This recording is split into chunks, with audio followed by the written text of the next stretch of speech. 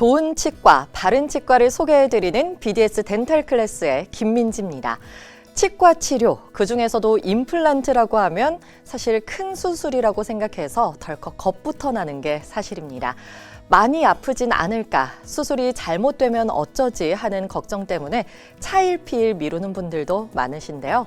하지만 100번의 설명보다 한 번의 확실한 결과를 눈으로 확인한다면 그 두려움이 조금은 사라지지 않을까요?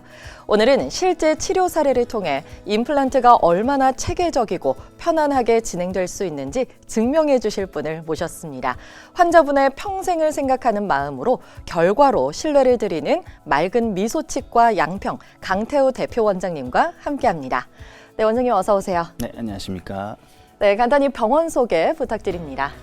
치과 치료 멀리 대학병원까지 갈 필요 없습니다. 양평군 최대 규모 맑은 미소치과 4명의 전문의 협진으로 맞춤 진료를 제공하며 디지털 장비와 무통 마취 시스템으로 편안한 진료를 제공합니다. 여러분의 평생 주치 맑은 미소 치과입니다. 네, 원장님, 치과에서는 이 자연 치아를 살리는 게 최우선이라고 하잖아요. 그런데 도저히 살릴 수 없는 경우도 분명히 있죠. 이럴 때 우리는 임플란트라는 대안을 찾게 되는데요. 원장님, 구체적으로 어떤 상황일 때 이를 다 뽑고 이제 임플란트를 해야겠구나라는 생각을 하시나요? 네, 사실 이때가 치과 의사로서 가장 안타까운 순간인데요. 3가지 경우가 해당됩니다. 첫째, 충치가 뿌리 깊숙이 파고들거나 치아 뿌리에 금이 간 경우입니다.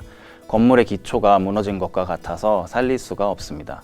둘째, 심한 치주 질환으로 잇몸뼈가 녹아 치아가 심하게 흔들릴 때입니다. 셋째로는 사고로 치아가 상실된 경우죠. 이럴 경우에 한해서는 억지로 치아를 붙드는 것이 주변 잇몸뼈까지 손상을 입힐 수 있기 때문에 부득이 빨리 발치하고 튼튼한 인공치아, 즉 임플란트를 심는 방법으로 다른 치아와 구강 건강을 지키려고 노력합니다. 그렇군요. 임플란트가 워낙 대중화되다 보니까 간단한 시술처럼 생각하시는 분들이 많을 수 있는데요. 엄연히 잇몸을 절개하거나 뼈에 나사를 심는 또 수술이잖아요. 특히 고령의 환자분들은 고혈압이나 당뇨 같은 지병이 있는 경우가 많은데 수술 전에 꼭 체크해야 할 사항이 있나요? 네, 정말 중요한 질문입니다. 임플란트 실패를 막기 위해선 본인의 전신질환과 복용약을 의료진에게 숨김없이 알려야 합니다. 가장 대표적인 게 당뇨인데요. 혈당 조절이 안 되면 상처가 잘 아물지 않고 감염 위험이 높습니다. 또 고혈압이나 심장질환으로 아스피린 같은 혈전 용해제를 드시는 분들의 경우는 지혈이 안 될 수 있어 내과 담당의와 상의 후 약을 조절할 수 있습니다. 골다공증 약을 드시거나 주사를 맞는 분들도 부작용이 올 수 있기 때문에 반드시 사전에 말씀해 주셔야 됩니다. 네, 약을 드시는 분들은 임플란트 전에 상담은 정말 필수적으로 하셔야겠네요.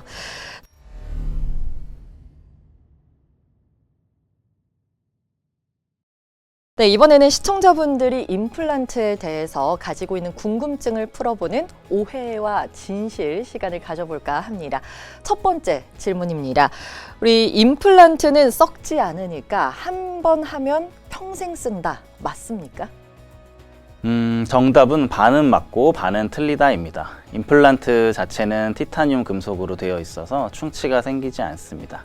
하지만 임플란트를 잡고 있는 잇몸과 잇몸뼈는 염증이 생길 수 있습니다. 이를 임플란트 주위염이라고 하는데요. 자연 치아보다 염증 진행 속도가 훨씬 빠릅니다. 결국 관리를 소홀히 하면 임플란트가 흔들려 결국 뽑아야 할 수 있으니 임플란트의 수명은 관리하기 나름입니다.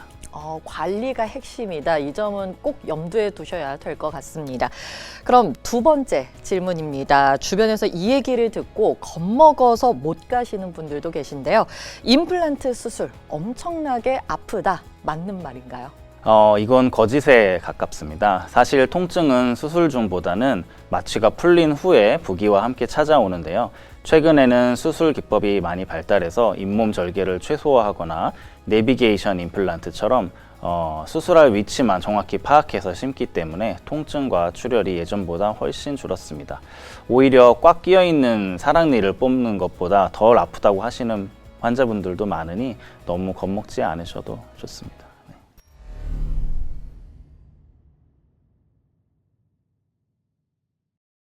지금부터는 직접 치료하신 케이스를 통해 맑은 미소치과 양평의 임플란트 치료에 대해 알아보겠습니다. 소개해 주실 첫 번째 케이스는 어떤 경우인가요? 이번 케이스는 전악을 임플란트로 복구한 경우입니다. 이 환자분의 확고한 요청은 단 하나, 가능하면 틀니를 쓰지 않고 싶다는 것이었습니다. 치아가 많이 흔들려서 대부분의 치아를 상실하신 상태였지만 틀니의 불편함보다는 임플란트로 예전 같은 씹는 즐거움을 되찾길 원하셨습니다. 처음 내원하셨을 때 한 가지 우려되는 점이 있었는데요. 혈압이 이제 180까지 오를 정도로 고혈압 소견이 있으셨거든요. 임플란트 수술은 외과적 과정이 동반되기에 안전이 최우선입니다. 그래서 혈압을 정상 범위로 조절한 후 안전하게 수술을 진행하기로 결정했습니다. 이를 위해 가이드를 이용한 전악 임플란트 수술을 진행했는데요. 디지털 분석을 통해 오차 없이 정확한 위치에 임플란트를 심어 전체 치아 기능을 임플란트로 복원할 수 있었습니다. 특히 전치부는 심미적인 부분 고려해 색상, 모양을 충분히 상의 후 제작하였습니다. 수술 후 중간 체크 때 환자분께서 식사하는 데 불편함이 없고 아주 잘 씹힌다고 말씀해 주셔서 마음이 놓였습니다. 향후 오랫동안 건강하게 쓰실 수 있도록 지속적인 구강 관리를 당부드렸습니다. 두 번째 케이스는 어떤 경우인가요? 두 번째 케이스도 전체 치아를 복원한 케이스입니다.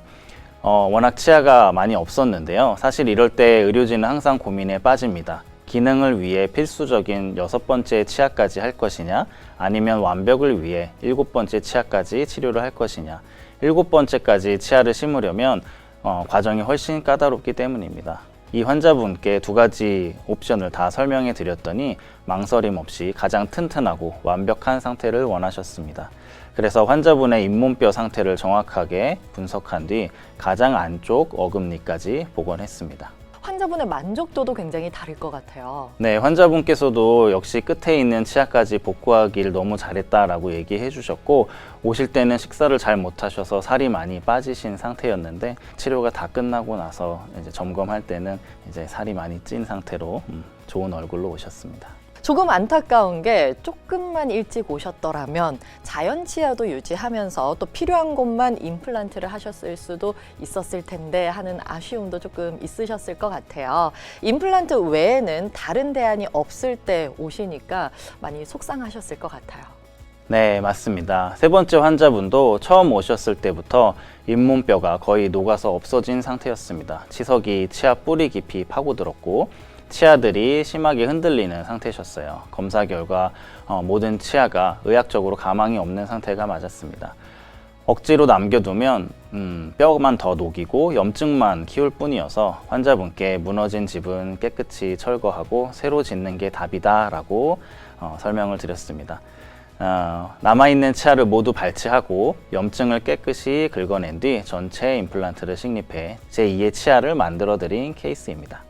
네, 마지막 케이스는 빠른 치료가 꼭 필요한 이유를 알려주는 케이스라고요. 코튼롤이라고 해서 단단한 손뭉치를 물어보는 검사를 실행한 결과 왼쪽과 오른쪽 치아, 34번 치아가 45번 치아에서 욱신거리는 통증을 느낀다고 하셨던 분입니다. 특히 오른쪽 아래 45번 치아는 손으로 잡아서 흔들어 보면 흔들림도 꽤 있는 편이었고요. 잇몸 주변에 염증도 잡혀 있어서 불편함이 크신 상황이었습니다. 그런데 원인은 이 치아가 아니라 환자분 입안에 씹는 힘을 가장 많이 받아줘야 할 큰 어금니들이 없었기 때문입니다. 큰 어금니들이 맷돌처럼 음식을 갈아줘야 하는데 그게 없다 보니 앞에 있는 작은 어금니들이 감당해야 할 힘보다 훨씬 더 큰 힘을 받으면서 통증이 생긴 겁니다. 우선 급한 불을 끄기 위해 잇몸 치료를 먼저 진행하고 뒤쪽 큰 어금니를 복구하는 임플란트 치료를 진행하였습니다. 네, 보통 이런 경우는 치료 기간이 어느 정도 걸리나요? 환자분 이 경우 같은 경우는 한 3개월 정도 만에 어금니를 복구해서 환자분들이 어금니로 식사를 잘 하실 수 있게 만들어 드렸고 그 다음에 앞니 치료로 넘어간 경우입니다. 어금니만 있어도 사실 그 만족도가 굉장히 다를 것 같아요. 네, 맞습니다. 큰 어금니가 있으면 훨씬 더 자연스럽게 얼굴 모양도 유지하면서 밥을 잘 드실 수 있습니다.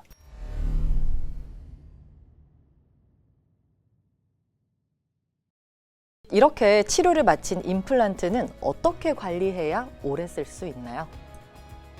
임플란트 수술은 치료의 끝이 아니라 시작이라고 생각하셔야 합니다. 임플란트에는 이제 신경이 없습니다. 그래서 염증이 생겨도 초기에 통증을 못 느끼는 경우가 많습니다. 아프다 싶어서 오시면 이미 뼈가 많이 녹아 있는 경우가 있죠. 임플란트를 하셨다면 시간 칫솔 사용을 생활화하셔야 하고 아무런 증상이 없더라도 3에서 6개월에 한 번은 꼭 치과에 오셔서 임플란트 나사 풀림은 없는지 잇몸은 괜찮은지 점검을 챙겨 받으셔야 오래 쓰실 수 있습니다. 추가적으로 흡연은 임플란트와 치아를 지지하는 잇몸과 뼈를 손상시키기 때문에 되도록이면 안 하시는 것이 좋습니다. 네, 마지막으로 진료받는 환자분들께 한 말씀 부탁드립니다. 저희 맑은미소 치과 양평은 지역 최대 규모의 치과로서 지속적으로 전문성을 강화하고 최신 의료 기술을 도입하여 환자 중심의 진료를 실현하는 치과입니다. 환자분들께서 늘 믿고 맡길 수 있는 치과, 치료 결과까지 확신할 수 있는 치과가 되도록 더욱 노력하겠습니다. 네, 꼭 가보고 싶은 치과, 맑은 미소 치과 양평. 지금까지 강태우 대표 원장님과 함께했습니다. 오늘 말씀 감사합니다.